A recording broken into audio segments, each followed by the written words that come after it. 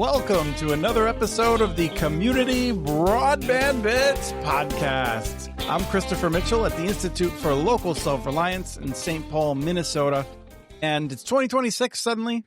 I'm sitting here with Blair Levin, who is most widely known currently, I think, for being an equities analyst in the telecom sector. You're a non-resident fellow at the Center for Strategic and International Studies now. And one of the things that is relevant for this show, you're the executive director of the National Broadband Plan back, not quite ancient history, but in the middle ancient history. Welcome back, Blair. Thank you so much, Chris. Great to see you. Last year, we did a couple of shows that I really enjoyed, our audience really enjoyed, regarding the looking back on the previous year and then looking ahead to the next year. So I'm glad you could come back. We can evaluate some of the things we thought would be trends and talk about it. And then I have no idea how this is even going to look. On Riverside, I'm all zoomed in on my face uncomfortably, and I don't know what's actually in the background of my shot. I'm in the middle of an office redesign, so we'll see. We'll see how it turns out. You look very academic. Good.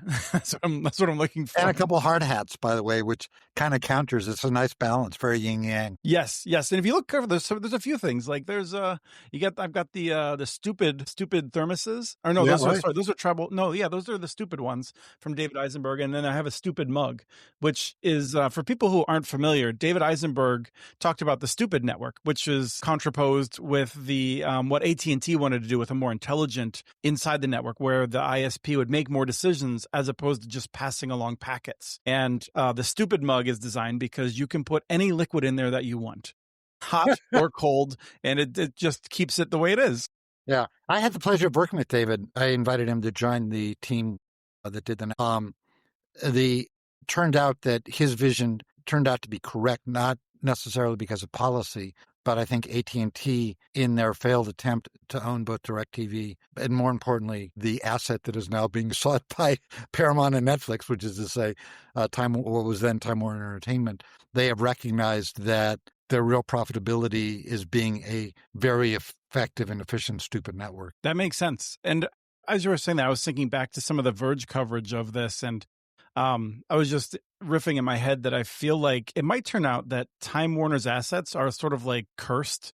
If this was a supernatural story, it feels like everyone that touches them ends up worse off. Yeah, that's absolutely right. With, of course, the biggest one being Time Warner shareholders, who basically gave away their company to buy AOL in the worst corporate deal of all time. But AT&T buying DirecTV and AT&T buying Time Warner, if you look at the return to the shareholders, those are pretty high up too. Yes, exactly. So we're going to talk a little bit about media policy and what's going on there. We're going to go through this, and I don't know, I put them in a rough grouping, I think. I feel like you did really well, Blair, in terms of the trends that you expected. There's a few oversights, but I think it's going to be interesting to talk about them. One was that... Can I just say one thing really quick? Wall Street is a really interesting place, but I would say if you have a choice between reading what Wall Street analysts say and what people in D.C. say, you should always go to what people in Wall Street say. Not because they are morally superior, but Wall Street is a reality-based community. There are definitely moments in time, the tulip bubble being the classic one, where markets get it wildly wrong, but there is a discipline about Wall Street that does not exist in other places, like the Sunday morning talk shows, where people lie with wild abandon. Yes. Yeah, and I think that's... I always come back to incentives, and Right. if you're trying to figure out what a system is, and there are often penalties, some legal, some monetary, in terms of getting things wrong and lying on Wall Street, with the exception of the Wall Street Journal, where if you're on the editorial board, apparently there is no penalty. The editorial board is different, though. It's interesting, and I think worth reading. But yeah, but the news. The Wall Street Journal news is great. Absolutely. In fact, one of the few places that still covers telecom. And we're going to talk a little bit about the downfall of telecom policy, I think. Regarding our expectations for the year, we talked a little bit about what we knew about the Trump administration's priorities coming in. And they talked a lot about deportations and tariffs. And we tried to talk about those as they related. I said I felt like we were not going to see much in the way of tariffs. And you said prophetically that You thought the tariffs were going to be more significant because President Trump would see them as an opportunity for him to make a deal and exert his will, where he could decide without anyone else's input or, to just basically decide what the tariffs were, and then he would be able to strike deals in ways that he felt were appropriate. I feel like you nailed that one. Thank you. I appreciate that. I would say the most significant global economic idea is that we're replacing the free market with the market for Trump's affections. And that is what tariffs are.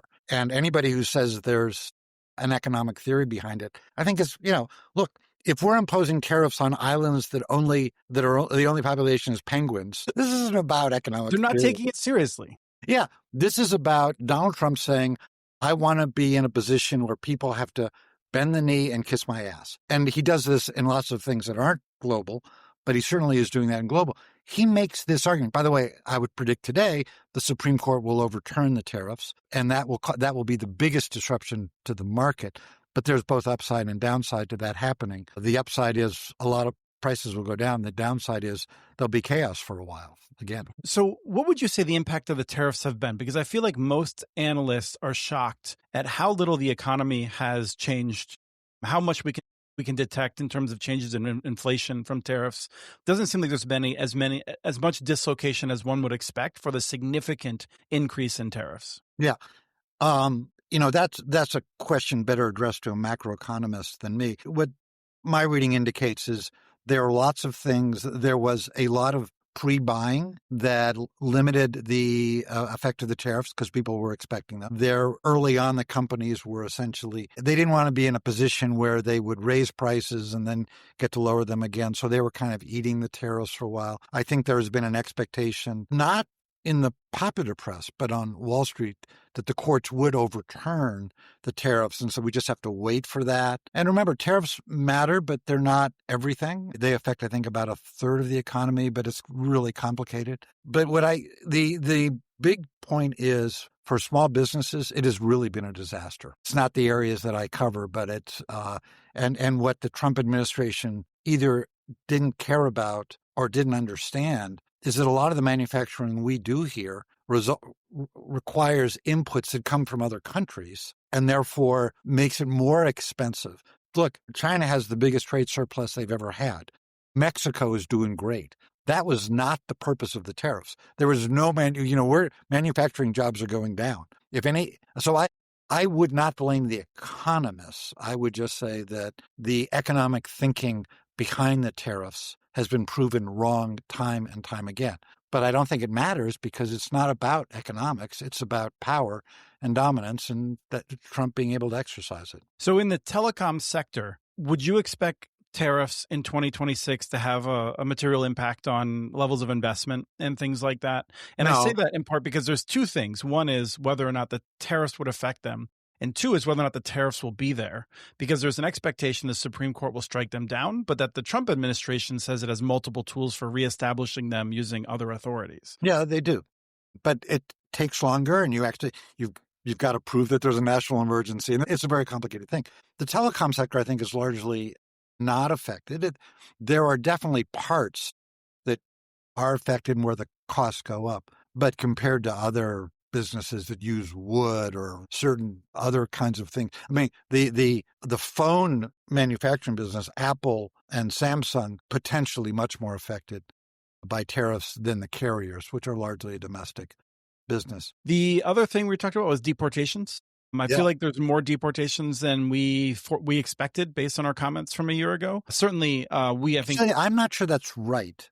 Okay. But the nature of the deportations is very different than I thought. But the big thing here is the United States, I believe for the first time ever in the year 2025, or I should say in the year 2026, we will begin the year with fewer people in our country than we had at 2025. And if you're in the business where your total addressable market, which is a key metric for any company, is not growing, you have a problem. In the past, in February, my firm looked at the impact of the last several years of immigration during the Biden administration. And you can say all kinds of things about the policy and the politics of it, but it was great for the wireless industry. Because you know what the first thing somebody buys when they cross the border? A wireless phone, I'm guessing. A wireless phone and a service. And there was significant excessive ads, excessive being defined in various ways. We're not going to see that. That's a negative for the industry. They're not going to complain, but that's a problem. I think it's interesting that the population shrank. I think it's devastating, frankly. As someone who I don't know would like to get Social Security to the extent that I'm owed it, and a variety of other things. My parents are, for me, it comes down to just the math of how many workers are there versus retirees, and more people working of working age is pretty important. Yeah. Of course, I'm much older than you, so we worry about in-home healthcare people. The people who do that are almost all immigrants. Who's going to be doing it for us in 10 years? Yes. No. But you're right. I would have already been collecting Social Security. And regarding telecom, we talk a lot about rural healthcare. And one of the things that has a significant impact on rural healthcare is bringing in doctors from other countries who then will serve in rural areas. As we're closing down these hospitals and clinics, there's fewer places for them to serve, and we're not letting them come in order to do those jobs, which then forces us to rely on telemedicine, which many people cannot access. Well, one thing we didn't talk about last year, but I think will be a big phenomenon in 2026 is related to that, which is the One Big Beautiful Bill. Very positive for the telephone companies, or I should say, because of some of the tax treatment of the investments, but a massive negative in a way that I think the market has not really fully understood. Not only do we have no growth, there are a number of people, my friend John Horrigan, who's probably the leading expert in low-income adoption of broadband, estimates that about 5 million Americans are going to move to what he calls broadband insecure because of cuts in Medicaid, in SNAP, and in other ways. People who have to decide, am I going to pay this month for broadband, or am I going to pay for food? They're going to pay for food. And maybe they cut off the broadband, or maybe they just don't pay, creating a collections problem, all kinds of things. So the so-called K economy, where the upper 20% are doing great. Yeah, if you can buy a boat, you're doing great. Yeah. That's a big deal.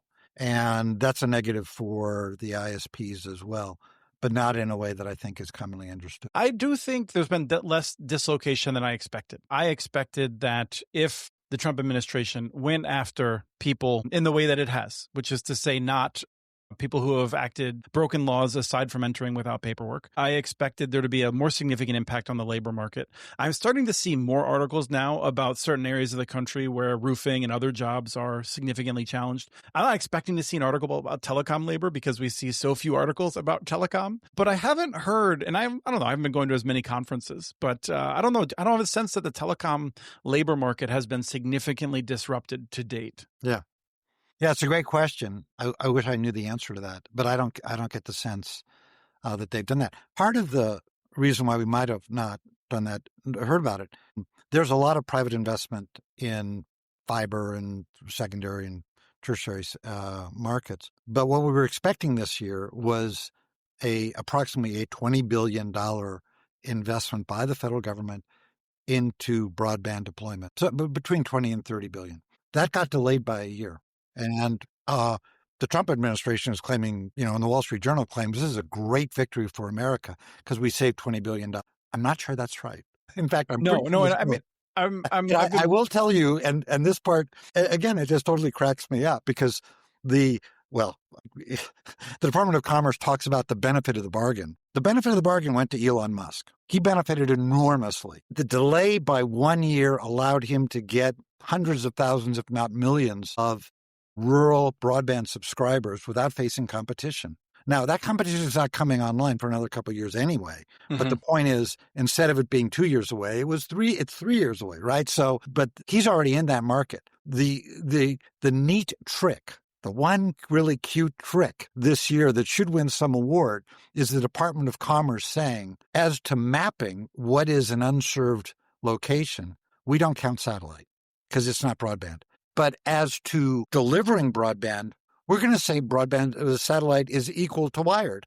I don't know how you logically say that, but I totally understand how you politically say that. Right. This is back to D.C. versus New York City with Wall Street in terms of penalties for lying and that sort of a thing. Right. Yeah. One of the things that Starlink, look, it's a great service, but it's also a huge winner. And that is the most significant thing, was the year delay. I was amazed by the Wall Street Journal editorial, which was at the end of 2025, in which they talked about the savings using the same language that the Secretary of Commerce and Ariel Roth, the head of NTIA, have used in terms of it being a savings. And I just say, I don't know if anyone's ever seen, if you've driven on the highway where you're both on one side of, sort of totally reconstructing the other side. And it turns out that if you're building an interstate highway, it would be cheaper to just grade the dirt and then leave it as dirt. That is not the only measure of success, whether or not you saved money. If you stop at that analogy. point. That's a great analogy. No, if we were basically saying we want to get everybody a new car of, let's call it Camry level, and then we're going to save a bunch of money by getting a really cheap used car. Or a bicycle. Or a bicycle. Like, sure, you save money. There are trade-offs in life. And one of the things that I think in my 2 stints in the government that I'm proud of is I think we were much more honest about what the trade-offs are. You were a sucker. Yeah. I think that's where we're at right now. I'll take that as a compliment. So you believed, and I thought this made sense, that Trump or Elon Musk would declare the internet job is done and everyone is connected. I don't think that happened. They haven't done it yet, but they've become really close. They will. I think there's a model misalignment, though, in that we thought they cared. And I don't think they care at all about that. I don't even think they notice it. I think, it's sort of like for them, it's like, why talk about this? No one cares. And I feel like for me, 2025 was the year of recognizing that, nobody cares about this thing that I've spent my life working on. I would disagree with you.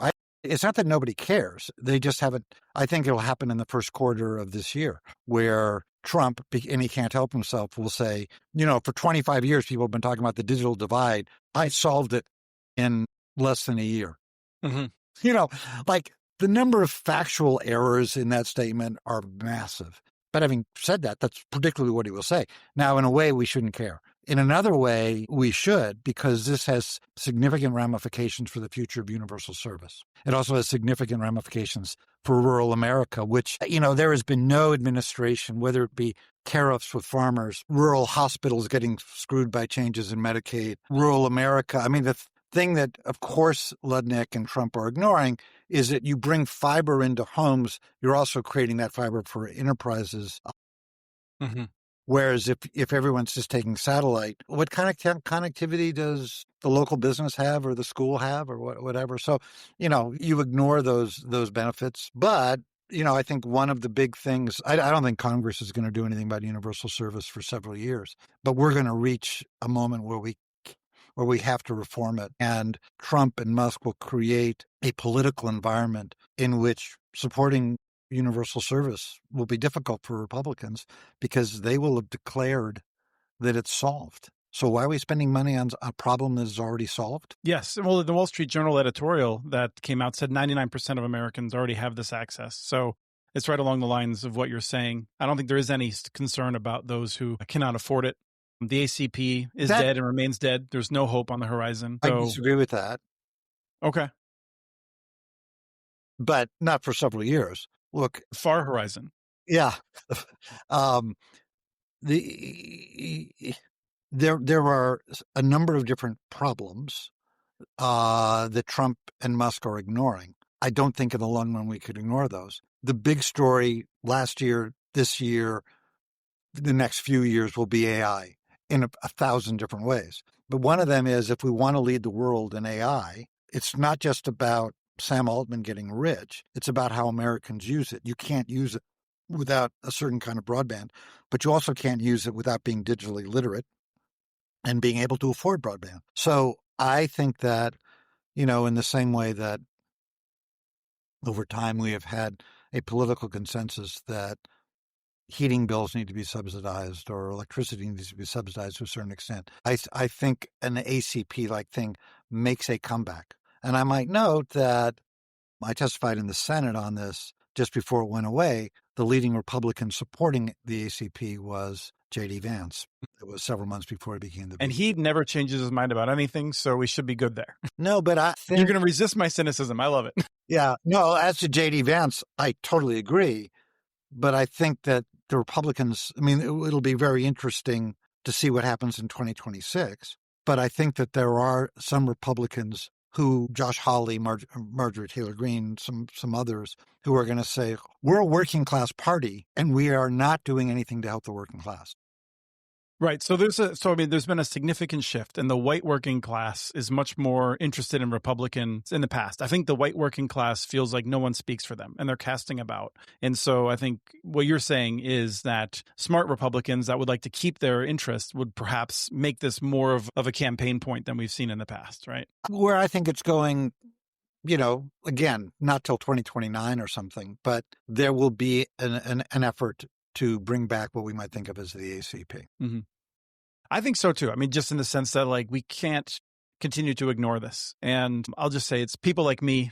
My job is to bring this back in. So we'll be working to bring it back up and working with the states. We didn't see as many states enact it last year as we hoped. I think it'll be a talking point for more states this coming year. And we shall see what those states do. You perennially mentioned, we won't spend a lot of time on this, I don't think, but you mentioned, I think, first 2 years ago on this show about gambling being a significant issue. Mm-hmm. Last year, we saw that it was starting to be an issue, but still it felt like no one was really talking about it. This year, there's a lot more people, I think, are talking about it. We see more studies. The median wealth of states goes down after they introduce gambling. Bankruptcies significantly increase after gambling laws are loosened. I feel like people are starting to pay attention to the problem of instant gambling on the phone. Yeah, I hope that's true. When the Supreme Court ruled, I think back in 2018, that states couldn't ban gambling, overturning a federal law that famously then Senator Bradley had put forward many years earlier. I wrote, gambling will be one of the biggest businesses in America, but it's a big problem. It's extraction. I think we're seeing those problems now. America's turning into a gambling society, and it's not just gambling on sports, it's gambling on everything. And you're teaching young people, particularly young men, that the way to wealth is, have that little edge. And of course, as any economist would tell you, most people are going to end up being losers. That's the way gambling works. Well, especially if the regulations work that you can kick off the people who find the edge. Right, 100%. But I care less about that than the many people. I mean, I don't care whether the gambling companies make money or not. What I care about is all the people whose lives are being destroyed in the same way that smoking used to destroy lives much more. And we as a society realized, we at least need warnings, but we need a lot of other things. We need a campaign. The biggest story I would predict politically in 2026, other than 1,000 things that Trump will do and reactions to them and all that, but the anti-AI story is actually an anti-tech story. And it relates to this. One of the things I've been thinking about a lot as we come up to the 30th anniversary of the 1996 Act. I was chief of staff at the FCC then. When we did the 96 Act and we were implementing it, 100% of America was pro-tech. I may be exaggerating slightly. They all were excited about the opportunity of faster, better, cheaper communications and the rise of the internet. When I was doing the National Broadband Plan 2009 and 10, most Americans were pro-tech. They were excited about what faster, better, cheaper broadband would mean. Starting in about 2012, there started to be an anti-tech movement. It has not resulted in federal legislation. It has resulted in massive state legislation, particularly on banning phones in schools. That is fundamentally an anti-tech point. And it's very bipartisan, but you're going to see it. You see it in the polling numbers in terms of, 75% of America opposes the moratorium on state AI legislation. I think 80% of America either is unexcited or scared of what AI will mean in the future. I think the executive order that essentially said states cannot adopt onerous AI legislation, whatever that means, the tech industry regarded that as a great victory. I think they will look back on that the same way the Japanese on December 8, 1941 thought that Pearl Harbor was a great victory, but there was one admiral who allegedly said, "I fear we have woken a sleeping giant." I think as the states play out, they are not pro-AI. Right. No, if you look at Marsha Blackburn, who is someone that I would say is unquestionably pro-tech in a lot of ways. I think she obviously is very pro-AT&T and pro-big platforms in a lot of ways. She was very upset about this because of the threat it represented to Nashville and the country music industry, as well as other industries in Nashville, because of the way AI can devalue their products. And so I think there's interesting, reactions to this. Well, look, I was on the phone with a bunch of investors, and one of them said, basically, why are people so upset about these data centers? Why are some people so, like, we need the energy, we need to lead in AI. And I said, well, look, you can disagree with what I'm about to say, but I think what I'm about to say represents the view of most Americans about AI. They look at AI and what they hear is AI is offering the following deal. A few people in Silicon Valley get really rich in exchange for which you pay more for energy, you pay more for water, and your kids never have a job. Why would anyone think that's a good deal? Because you can have a friend that will still be there for you, telling you that you're amazing, even as the rest of your life falls apart. So this leads right into something we talked about with Chairman Carr at the FCC. We talked about, at that point, I think we were more focused on the way in which Carr and President Trump were expected to be anti-big tech.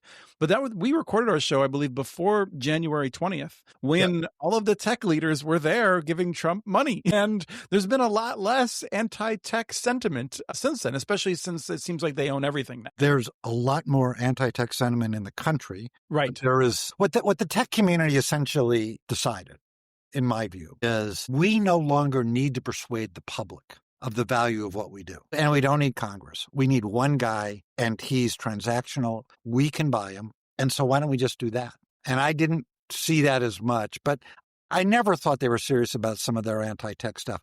The TikTok. Carr wasn't among one of the greatest scandals that's going to emerge in 26 or 27 is that one of Donald Trump's friends, who is allowed to buy interest in TikTok at a ridiculously low valuation, will turn around and sell that amount for whatever, and it'll be like made 500% in a year. Now, if you and I made an investment in NVIDIA 3 years ago and we made a lot of money, no one would say, well, you just bought it on the open market. It was good. That's not what's happening here. To get a share of TikTok at the ridiculously low valuation, you have to be a friend of Trump's.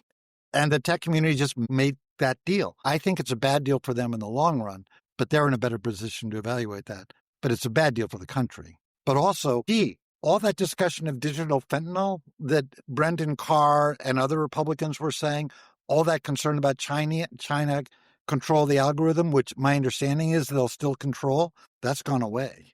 It's gone away. At the federal level. And the Democrats haven't done anything either. All the Democrats voted to national to basically put the ultimatum to TikTok for similar reasons. They've found other things that they're focused on, perhaps. But I do feel like all of Congress decided not to fight on this blatant, unconstitutional power grab by President Trump to decide not to follow the law. No one's acting like this is a big deal. It's one of the first things that happened was Trump came in and said, this law that Congress passed, that President Biden had signed, that the Supreme Court said was constitutional, I'm just not going to do it. I'm not going to offer an excuse. I'm just not going to do it. And everyone was just like, all right, cool. We're going to focus on other things. It was the same with the release of the Epstein files. They are violating the law. The problem is they are the law enforcement mechanism, and Trump recognized in TikTok, and whose army? Yes, exactly. And that's that. I feel like that is the bigger story for me, which is one of rules and just the idea that there are no rules currently. And it's something that we just see played out in this industry, but it's the larger story that is linking, I think, all industries is that there are no rules, and it's not really clear how we get back to a rules-based order. And I expect that we will. I mean, I'm not hopeless on this, but there's no roadmap currently. I don't think. No, yes.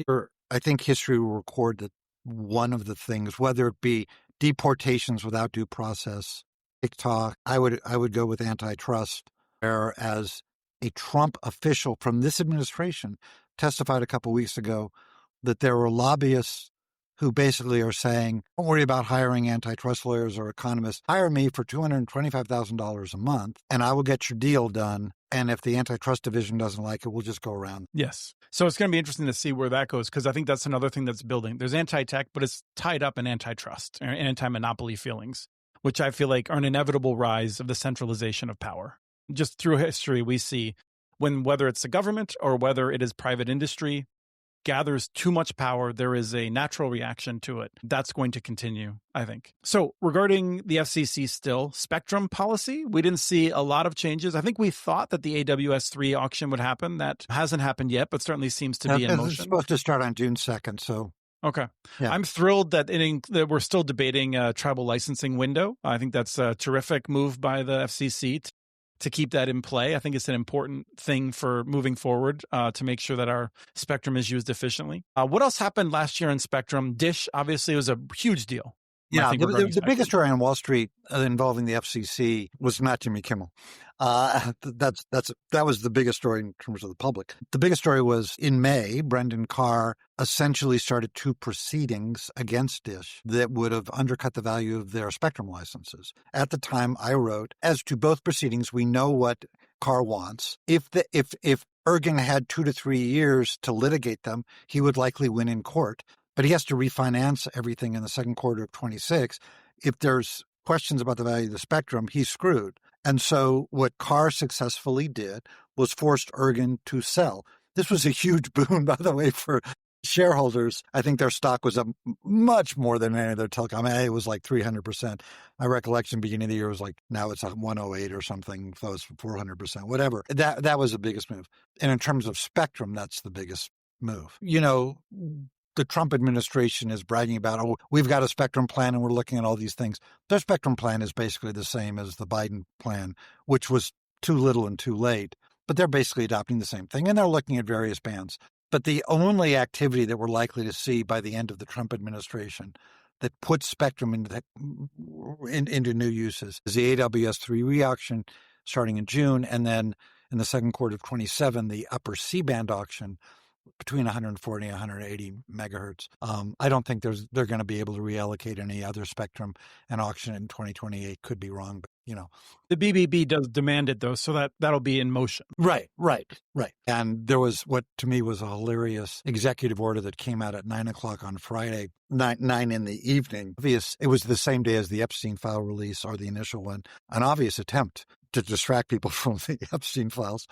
Didn't really work. But as a practical matter, everything that he was announcing had already been announced. And it's all about 6G. And I'm frankly skeptical that 6G will be a meaningful contributor to anybody.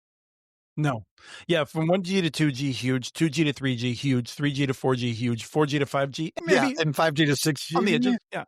And there's a larger story here, which is really about connectivity sufficiency. One of the biggest problems I saw, but did not articulate for various reasons, at the broadband plan was the speeds at that time suppressed applications. You couldn't do certain things. We thought, we'll see what happens if you increase speeds, and Google Fiber was part of that and all that. And it turns out there seems to, there may be some applications, particularly in the enterprise, that require much faster speeds. But for consumers, it hasn't happened yet. And maybe it doesn't. And if it doesn't, kind of we're sufficient. But the big story, I think, in spectrum this coming year will be also related to the biggest market story, which is to what extent does satellites say, we're not just going to compete for broadband in approximately 5 to 10% of the country, where A, there aren't any other competitors, and B, it's rural and very low density. To what extent do they move up the stack? What Carr said after he essentially ended Dish's effort to be the fourth facility-based competitor, he said, no, satellite's going to do that.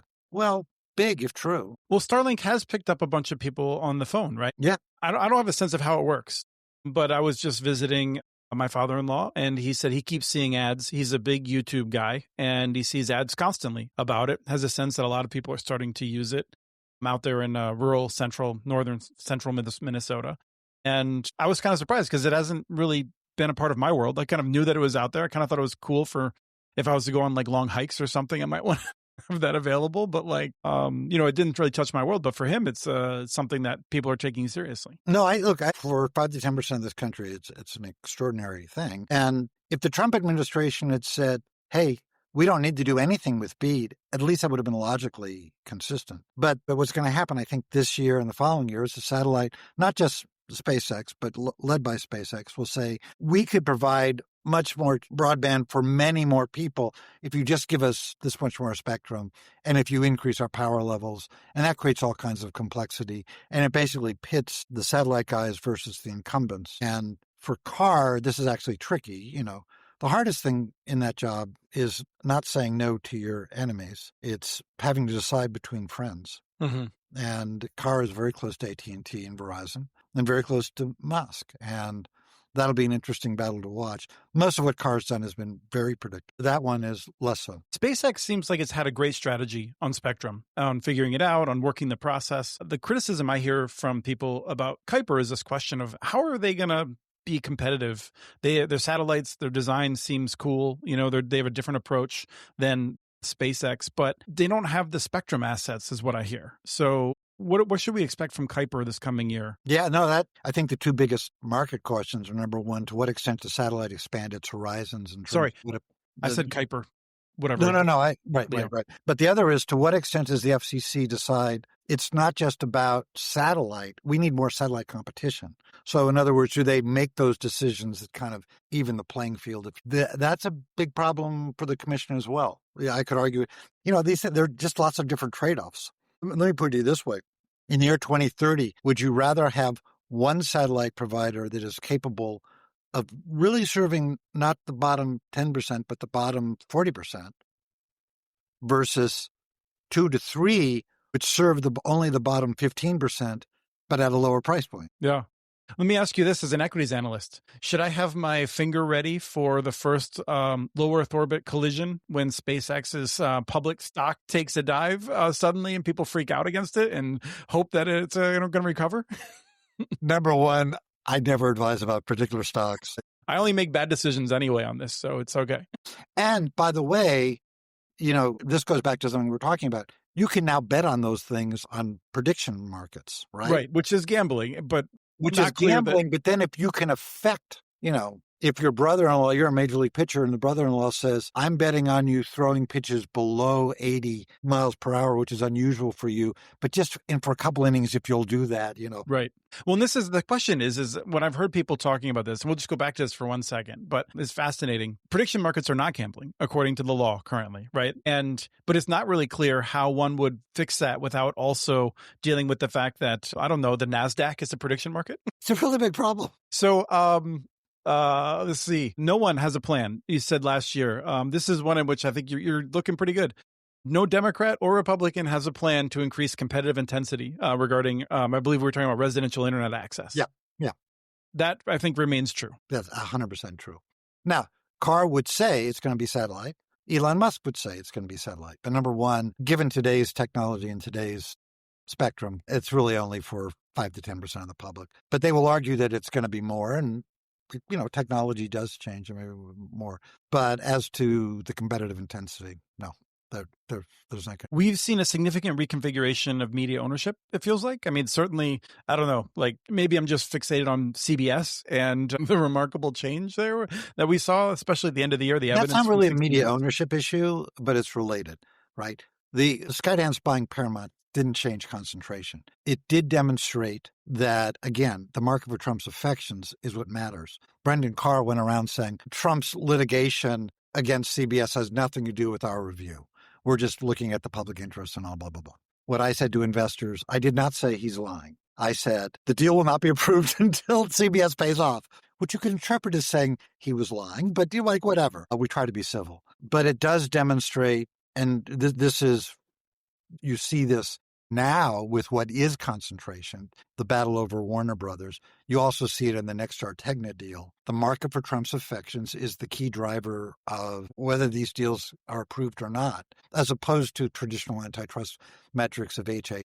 But one of the ironic things, I think this is, there is going to be concentration. The broadcast ownership rules will be changed. The fundamental market driver of a deal to consolidate broadcast or consolidate cable channels is to leverage that to get more money from the multi-channel video providers, distribution platforms, which will raise the cost and then cause greater cord cutting. And eventually we will get to a moment where, again, the multi-channel video providers say, you're all on your own. We'll transmit the bits. We get our money from paying for the internet access. You all figure out what to charge the consumers. And that will lead to massive changes in what we think of as the media market. Regarding something you said earlier, I want to make sure we touched on, which is the role of mobile wireless in connecting residential homes with a fixed connection, effectively a fixed wireless connection using the mobile system. I feel like I read, 3 years ago, one of your pieces from New Street Research that suggested that there was an expectation it would cool off. And then I read another piece that expected it to cool off in terms of the number of people that were switching over. Earlier on this call, you mentioned you felt like at a certain level of capacity when people have, they're kind of indifferent to more. I think that's what we're seeing to some extent with what 10% or more. And let me actually say, I made a mistake earlier when we talked about competitive intensity. It is not really a matter of policy, but it is a matter of markets that fixed wireless continues to grow. Now, how far it'll go, and it will become a matter of policy because a spectrum determines the ability of that market to succeed. Brendan Carr would say, and he's not totally wrong about this, forcing Dish to sell to AT&T will increase AT&T's ability to do fixed wireless competition with cable. That's a little ironic because AT&T is also a big fixed wired. And what it's really going to do is it's going to change the math for them. Should we build fiber or just use fixed wireless? They're going to do more fixed wireless. Is that competitive intensity? It's a complicated thing. But the cable industry is now being squeezed by two things. And this does go to competitive intensity. Fixed wireless from below, you get an inferior product but at a superior price, and fiber from above, where you have similarly priced but a superior service. So that's the dilemma for cable and why cable stocks have been kind of flatlining or going down at a time when most stocks are going up. Or no, I'm sorry, not most stocks. The market overall is going up. Well, cable is not. Let me ask you about that, because this is one of the things you know a lot more about the market. And my impression is that the market has more or less been stable with the exception of the Magnificent Seven or whatever. Is that not correct? I mean, the cable companies are clearly losing value, but the rest of the market, I think, is more or less treading water while we look at the market indice growing, but that's entirely because of an artifact of 7 wildly profitable companies. Yeah, that is basically correct. AT&T is up a bit because the market is appreciating their focus on what they do really well. T-Mobile, which is not content. Yeah, right. But cable is fundamentally flat to down, and you would think of them as being. Now, what else should we be thinking about in 2026 that we haven't covered? Are there other aspects? We mostly focused on last year and how that leads into this year, but what are the things coming out of the blue that we should be thinking about, perhaps? Look, the big story will remain AI. There is a lot of debate about whether it's a bubble. Every time there's a big technological change, there is a lot of investment, whether it be railroads or cars or computers. There's a lot of investment that turns out to be wasted. That doesn't mean the assets are wasted. You know, we had a big investment in fiber the early part of the century. People who invested in that, they got crushed, but Google and Meta and others benefited from that fiber and blah, blah, blah. This happens in real estate. There's an old saying, it's the third owner of any real estate who makes the money. You know? So that part, that's complicated, but that's AI is the big story. But it's a macro story in the sense that it's going to affect every other business. Every law firm I know is not hiring as many people as they would have. They're all doing really well, but they're not hiring. Because you think that would increase national happiness to know that lawyers are suffering? That could be. But it's, I guess I know too many young kids in law school to Indeed. Yeah. No, it's a terrible joke. I mean, yeah. But I think but there's that bigger story about the techlash, because tech has not delivered for Americans. It has not delivered greater happiness. I think anybody with young kids struggles, and the states are being much more responsive than the federal government. But in terms of like the segments we cover, the big question is, will AI matter to the business of delivering bits? Is there a new revenue stream? Well, you were in the middle of all of this in the run-up in the 90s that you just alluded to. You paid very close attention to it. Let me ask you to give me a couple of things in which the AI bubble seems bubblicious, like the fiber bubble, and in ways in which it doesn't. So what are your thoughts on that? Where is it similar and where is it not similar? What you're seeing today to what it was in the late 90s? So what I think is similar is that there is a massive wave of optimism on Wall Street, commonly said. Pessimists are right 99% of the time, and the optimists make all the money. You know, everybody was an optimist, and lots of people lost lots of money, but there were optimists who made, you know, the great fortunes of Google and stuff like that. So what's clear is that this level of optimism driving a lot of investments. There started to be, particularly in the fiber world in the late 90s and early 2000s, these deals where the suppliers were essentially financing on behalf of the buyers. And you see that happening with data centers and other things. You see proclamations by CEOs that will never be true about what it will do and what, some of the things Elon Musk says about, no one will have to work and stuff like that. The number of predictions that Elon Musk has made that turn out to be completely wrong. Yeah, I've been fascinated at the level in which some of them are just, he knows that they're wrong and he's lying. I thought a lot of times he was just exuberant, but there's a number like Hyperloop was a giant scam from the start, apparently. And as you learn more about some of this stuff, you get a sense of maybe he's not just exuberant. Maybe he is quite cynical with some of his claims. Yeah. But anyway, go ahead. No, I mean, I think people do not understand the extent to which his lying about Doge undercut the credibility of everybody in the tech industry. And what we're going to discover in the next several years is not only did Doge not make its economic promises, but it was fundamentally about the capture of data, personal data, for problematic purposes. And that's going to undercut faith in tech community and AI and some other kinds of stuff. I don't think Elon additionally, cares. I mean, you can also hear Steve Bannon talking about how frustrated he is that they feel like they put all this time and credibility into it and it was a nothing burger for what they actually wanted. So I think what you're saying is true in terms of the data being important for a small group of people, but there's a much larger group of people who expected more out of Musk, and he really underdelivered and used up a lot of time where they would have liked to push their priorities forward, which is just, it's a fascinating argument within their circle. Yeah, no, the inner MAGA debates are quite interesting. They don't affect telecom policy as far as I can tell, or media policy. I think everyone in MAGA world is quite happy with Bari Weiss as head of CBS News and is looking forward to her heading CNN. Well, I mean, I think the thing with Musk, though, is that like it was the I don't want to say the piece of hay that broke the camel's back, because it was much more than a piece of hay, or whatever. Might be mixing things up, the straw that broke the camel's back. But it clearly, I mean, I do think, as it becomes more clear, the hundreds of thousands that have died from USAID being gutted, just when you look at like what future problems the Veterans Administration will probably have serving people, all these things, I'm not sure how much of it will actually correctly be attributed to Musk. Like it might be people might not realize that's why their government services suck so much more now. But it's clear that there was a major role there.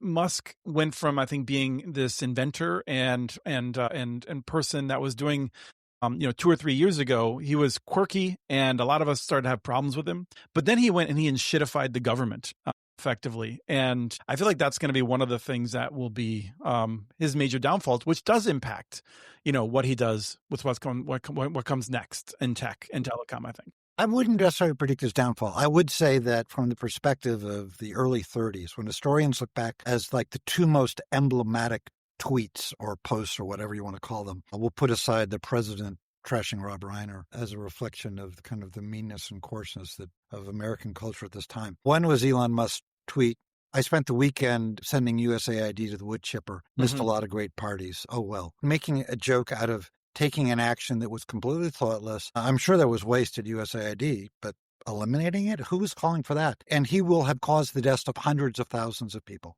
if not millions of people. And by the way, as far as I can tell, not a single pro-life organization objected to it. I hope I'm wrong. But the other one was Mark Andreessen criticizing the Pope for suggesting that tech should actually serve people. I'm just saying these guys are living in a space. They don't, they are in such a bubble about the implications of their work. And I think here's a prediction for you related to that, which is I think the American Pope leads to a significant Catholic and perhaps larger religious uprising against tech and AI, fitting in with what you're talking about, that wave against it. I mean, it's starting. Yeah, I think that's right.